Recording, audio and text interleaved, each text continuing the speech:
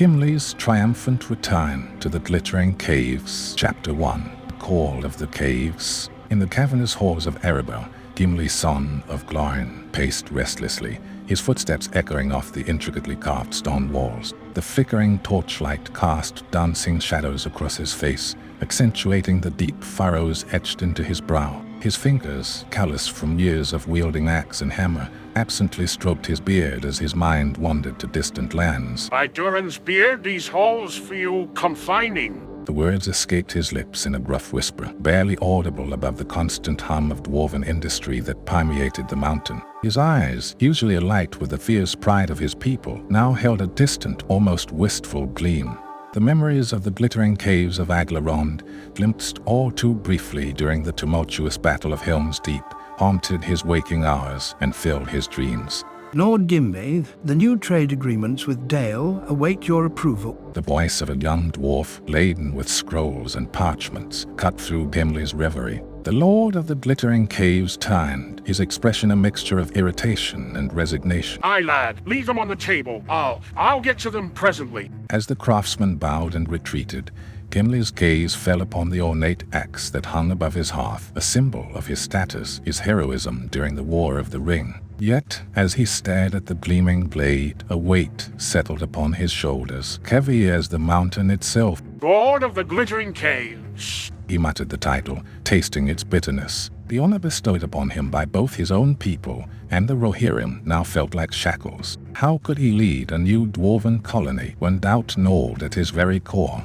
The vastness of Aglarond, its untapped potential, its mysteries they called to him. Yes, but they also terrified him. A sharp knock at the chamber door startled Gimli from his brooding. Before he could respond, the heavy oak swung open, revealing a tall, lithe figure silhouetted against the torchlit corridor. Greetings, Gimli, son of Glóin. I bring word from Legolas of the Woodland Realm. The elf's melodious voice filled the room, a stark contrast to the gruff tones of Erebor. Gimli's eyebrows shot up, his hand instinctively reaching for the axe at his belt, a habit born of long years of mistrust between their peoples, not yet fully abandoned. Legolas, what business brings an elf so deep into the heart of the mountain? The emissary stepped forward, producing a sealed scroll from within the folds of his shimmering cloak. As Gimli's thick fingers broke the wax seal, his eyes widened, drinking in the elegant script of his unlikely friend. Strange occurrences in Rohan, the caves, calling? The words seemed to hang in the air, charged with an electricity that made the hairs on Gimli's arms stand on end. The letter spoke of unexplained lights deep within Aglarond, of eerie sounds that echoed through its vast chambers, frightening the Rohirrim who dwelt nearby. The time has come, my friend. Fulfill your promise. Return to the glittering caves. They await their lord. In that moment, the weight of doubt that had pressed upon Gimli seemed to lift. The call of Aglarond, once a distant whisper, now rang clear as a war horn in his mind. His eyes, moments ago clouded with uncertainty, now blazed with renewed purpose. By my ancestors' beards, I'll answer this call. The declaration echoed off the stone walls, startling the elven emissary. Gimli strode to the door, his voice booming down the corridors of Erebor. Gather the craftsmen, summon the miners. We march for Rohan. In the days that followed, Erebor buzzed with activity. Gimli handpicked his company, skilled stoneworkers, seasoned miners, and craftsmen whose talents would breathe life into the depths of Aglarond. As they prepared for the long journey, whispers and rumors spread through the mountain halls. The son of Glóin abandons his people for foreign caves. Nay, he answers a higher calling. The glittering caves are his destiny. On the eve of their departure, Gimli stood at the gates of Erebor, his company assembled behind him. The rising sun painted the sky in hues of gold and crimson, as if Ali himself blessed their endeavor. With a final glance at the mountain that had been his home, Gimli raised his axe high. To Aglarond, to wonder and glory. The journey south was fraught with peril. As they traversed the treacherous paths of the misty mountains, winter's icy fingers clawed at them. Blizzards howled, threatening to sweep the dwarves from narrow ledges. In the darkness of a moonless night, they huddled in a shadow cave, the wind's mournful wail, a constant companion. Perhaps we should turn back, my lord. The mountain passes are too dangerous. Gimli's response was to shoulder his pack and press on, his determination a beacon for his companions. As they descended into the valleys, new dangers emerged. Remnants of Sauron's forces, scattered but still vicious, harried their steps. In a forest glade where ancient trees stood sentinel, they found themselves surrounded. Orcs, their eyes gleaming with malice, emerged from the shadows. Steel rang against steel as the dwarves formed a defensive circle, their axes and hammers flashing in the dappled sunlight. Stand fast, lads. Show these vermin the might of Durin's folk. The battle was swift and brutal. Gimli's axe sang a deadly song, each swing felling an enemy. His companions fought with equal fervor, their weapons striking true. When the last orc fell, the glade was silent save for the labored breathing of the victorious dwarves. We've won the day, but more will come. We must press on. We must press on. As they neared the borders of Rohan, the land itself seemed to resist their passage. The ground trembled beneath their feet, small stones skittering across their path. But as they rounded a bend in a narrow valley, they came face to face with a sight that made even the bravest among them quake. A colossus of living stone rose before them, its form hewn from the very mountain. Ancient runes glowed faintly across its craggy surface, pulsing with an otherworldly light. The stone giant's eyes, deep pools of swirling mist, fixed upon the dwarven company. Who dares disturb my slumber? The giant's voice rumbled like an avalanche, shaking loose rocks from the cliffs above. Gimli stepped forward, his heart pounding but his voice steady. We are dwarves of Erebor, journeying to the glittering caves of Aglar. We mean no disrespect, Great One. We mean no disrespect, Great One. For a moment, that stretched into eternity, the giant regarded them. Then, with a sound like grinding boulders, it spoke again. The balance shifts, the old powers stir. Beware what sleeps in the deep places, son of Darren. With those cryptic words, the giant sank back into the mountainside, leading the dwarves to ponder its warning. As they made camp that night, unease settled over the company like a heavy blanket. In the dark hours before dawn, Gimli's sleep was troubled by vivid dreams. He saw the glittering caves, their crystalline beauty marred by creeping tendrils of shadow.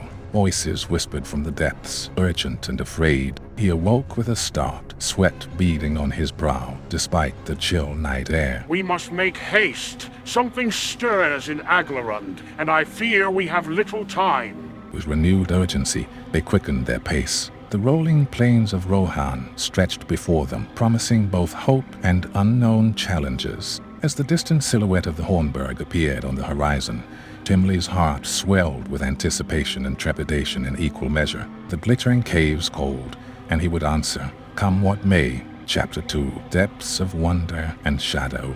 The sun-kissed stones of Helm's Deep loomed before Gimli and his company, their weathered faces etched with the memories of battles past. The great fortress stood as a silent sentinel, its gates slowly creaking open to receive the travel-weary dwarves. A palpable tension hung in the air, mingling with the scent of horse and hearth that wafted from within. Welcome, Gimli, son of Gloin. The Riddermark rejoices at your return. The young king's voice boomed across the courtyard, his golden hair gleaming in the afternoon light. Yet even as he spoke, wary glances and hushed whispers rippled through the gathered Rohirrim. Your hospitality honors us, King Eomer. We come to fulfill an old promise, and perhaps unravel a new mystery.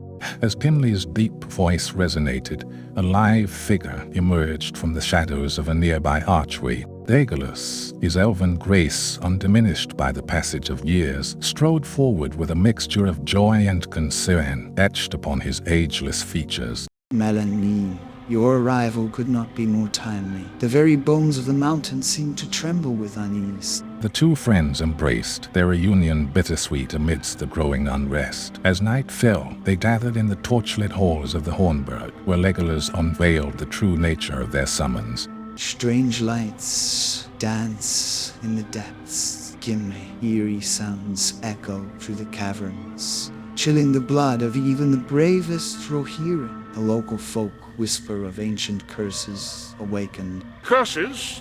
More likely some natural phenomenon we've yet to understand. Still, it bears investigation. With the dawn came preparation.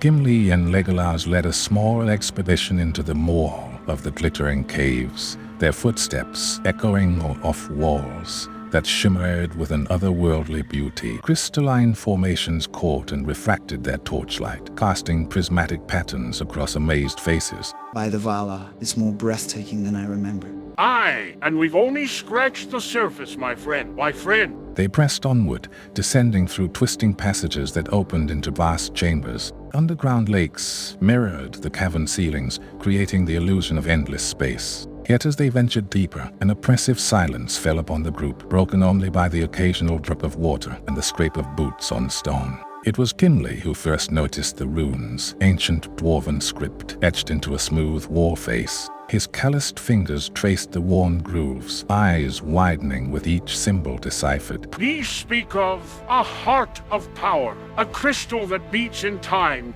with the very mountain itself. Could this be the source of the disturbances? Even as they pondered this discovery, the real work of establishing a dwarven colony began. Gimli's craftsmen set to their tasks with vigor, but the mountain seemed to resist their efforts at every turn. A thunderous crash echoed through the caves as a newly excavated chamber collapsed, nearly crushing 2 workers. The rock's unstable, my lord. It's as if the mountain itself fights against us. Undeterred, Gimli pressed on. They battled against sudden floods from hidden underground streams and grappled with the challenge of cultivating food in the sunless depths. Each victory was hard-won, each setback a test of dwarven resolve. As the colony took shape, Gimli and Legolas continued their explorations.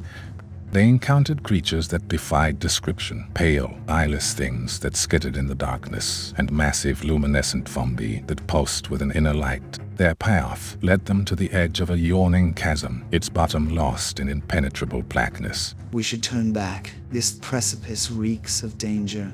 But even as he spoke, the ledge beneath their feet began to crumble. In a heart-stopping moment, both elf and dwarf found themselves plummeting into the abyss. Legolas' quick reflexes saved them, his hand shooting out to grasp a protruding rock. They dangled precariously, the void hungry beneath them. I suppose now's the time to mention I've put on a bit of weight since our last adventure. With straining muscles and gritted teeth, they clawed their way back to solid ground, the brush with death only strengthening their resolve. Their quest finally led them to a massive central chamber, its ceiling lost in darkness high above. At its heart pulsed a crystal of immense size and power, casting an eerie, pulsating light throughout the cavern. But they were not alone. Shadowy figures swirled around the crystal, their forms indistinct and ever-shifting. They seemed to flicker between existence and non-existence, neither fully corporeal nor entirely spectral. By all that's holy, what manner of beings are these? I know not, but they stand between us and the heart of this mystery. Steel yourself, my friend. I fear our greatest challenge yet lies before us. Chapter 3. The Resonance of Ages. The cavernous chamber pulsed with an otherworldly energy, its crystalline walls reflecting the eerie glow of the massive heartstone at its center. Gimli and Legolas stood shoulder to shoulder, their weapons at the ready as the shadowy guardians swirled around them in a mesmerizing dance of darkness and light. Stand fast, Legolas. These wraiths shall not best us. Indeed, my friend. Though they be creatures of shadow, we shall shine brighter. The elf nocked an arrow, its tip gleaming with an inner light that seemed to push back the encroaching darkness. Gimli's axe hummed with the resonance of the stone beneath his feet, a connection forged through generations of dwarven craft and lore. The Shadow Guardians attacked in unison, their ethereal forms coalescing into razor-sharp tendrils that lashed out at the intruders. Legolas loosed arrow after arrow, each shaft piercing the darkness and momentarily dispersing the wraith's forms. Gimli's axe sang as it cleaved through the air, leaving trails of sparks in its wake. Their forms, they shift like mist in the wind. How can we hope to defeat that which has no substance? With the very essence of the mountain itself, lad. The dwarf's eyes blazed with determination as he planted his feet firmly on the cavern floor. His deep voice resonated through the chamber, chanting ancient dwarven words of power that seemed to awaken the very stones around them. The heartstone pulsed in response, its light growing stronger with each syllable Gimli uttered. The Shadow Guardians recoiled, their forms becoming more distinct as the cavern's illumination intensified.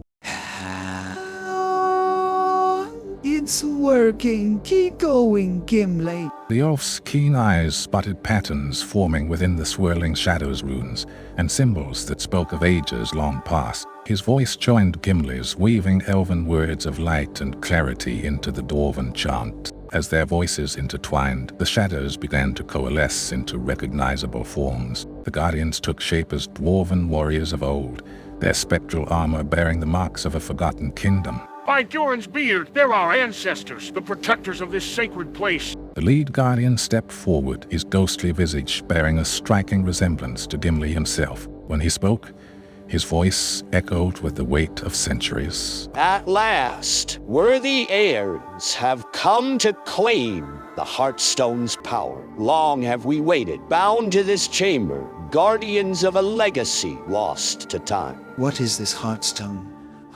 What power does it hold?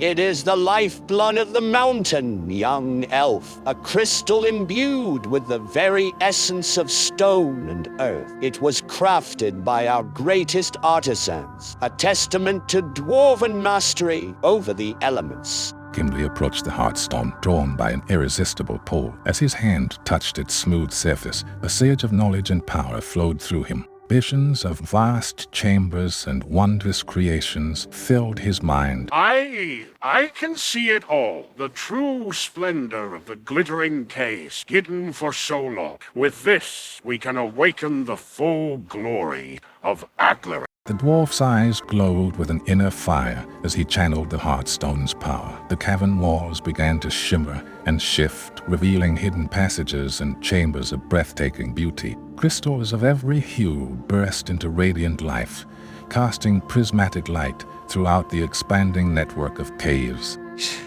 It's magnificent. I've never beheld such wonder in all my years.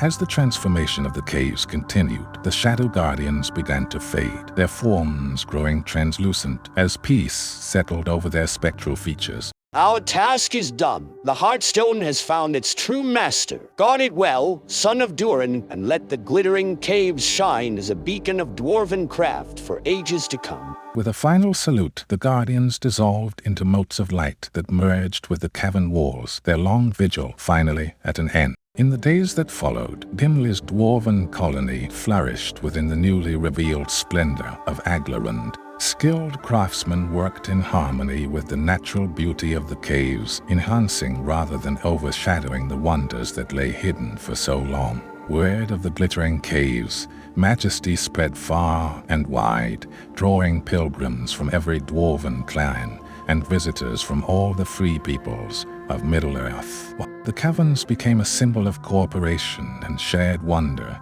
bridging the gaps between races long divided. As the sun set on a particularly productive day, Gimli and Legolas stood at the entrance to the caves, gazing out over the plains of Rohan. The dwarf's beard, now streaked with silver, ruffled in the evening breeze. Who would have thought, my friend, that our greatest adventure would come after the fall of Sauron? Indeed, we've created something truly remarkable here, Gimli. A testament to what can be achieved when different cultures come together in understanding and friendship. Aye, that we have. The glittering caves shall stand as a shining example of such cooperation for generations to come. As twilight deepened, the entrance to Aglarund glowed with a warm, inviting light. The Heartstone's power, guided by Gimli's steady hand, had transformed not just the mountain, but the very spirit of those who dwelled within and visited its hallowed halls. And so, the tale of Gimli's triumphant return to the glittering caves came to a close. But the legacy of friendship, courage, and wonder that he and Legolas forged would echo through the ages, as enduring as the stone itself.